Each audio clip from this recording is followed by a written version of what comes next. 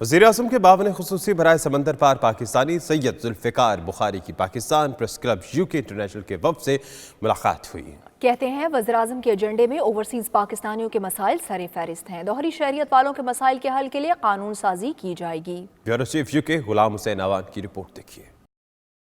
Pakistan press club UK international کے وفد نے لندن میں معاون خصوصی برائے سمندر پار پاکستانی ذوالفقار بخاری سے ملاقات کی۔ وفد میں صدر press club Shaukat Dar, general secretary Farid Qureshi, information secretary Irfan ul-Haq, joint secretary Tabrez Aura, executive ممبران اظہر جاوید، سید مرتضی علی شاہ، سید کوثر قاسمی، نتاشا رابعہ شیخ، سائرہ خان اور دیگر شامل تھے۔ اس موقع پر زلفی بخاری کا کہنا تھا کہ NAB قوانین سمیت مختلف اداروں اور قوانین میں تبدیلیوں کی ضرورت ہے۔ امید ہے کہ جلد ان کے خلاف NAB کی انکوائری ختم ہو جائے گی۔ زلفی بخاری نے مزید کہا کہ موبائل رجسٹریشن کے لیے ایئرپورٹ پر قطاریں لگنے کا نوٹس لیا ہے۔ رجسٹریشن کرانے کے لیے 15 دن کا وقت درکار ہوتا ہے۔ انہوں نے اس عزم کا اظہار کیا کہ دوہری شہریت والوں کے مسائل کے حل کے لیے قانون سازی کی جائے گی۔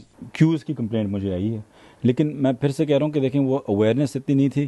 آپ کے پاس 15 دن ہے فون رجسٹر کرنے میں، تو آپ کو ایئرپورٹ میں لازمی نہیں، اگر کیو لمبی ہے تو آپ کو نہیں کرنے کی ضرورت، آپ 15 دن بعد بھی 15 دن کے اندر بھی آپ کر سکتے ہیں۔ اور اس میں بہتری ہمیں بھی لے کے آنی چاہیے کہ کسی آنے سے پہلے ہی آپ آن لائن شاید کر دیں۔ تو یہ حماد صاحب بڑے ہمارے زبردست منسٹر ہیں، وہ پھر سے یہ ریوائز بھی کر رہے ہیں، ان کو پتہ ہے کہ مشکلات بھی آئی ہیں۔ میں نے بھی ان کو ریکویسٹ کی ہے کہ ایک فون سے 2 کر دیں یا 3 کر دیں، تو وہ بھی ایک ریویو اس کا مزید اس پہ چل رہا ہے۔ پہلی چیز تو یہ کہ جو ہمارے جتنے سکھ پروجیکٹس ہیں، جو اوورسیز نے جتنے انویسٹ کیا ہوا ہے پاکستان کے اندر، ان کو میں ذرا ٹھیک کروں۔ میرا جو 1 سال کا جو ایجنڈا ہے کہ جو اوورسیز کی جو بلڈنگ سوسائٹیز ہیں، اور دوسری چیز جو اوورسیز کے جو ہمارے سکولز ہیں، وہ بڑا ضروری ہے کہ ہم ان ٹھیک کریں، اور سکولز ان لوگوں کے لیے بلائیں اوورسیز کے لیے، ان کو پہلے پریفرنس دیں، ان کو کیٹر کریں جن کے لیے یہ سکولز بنے گئے تھے۔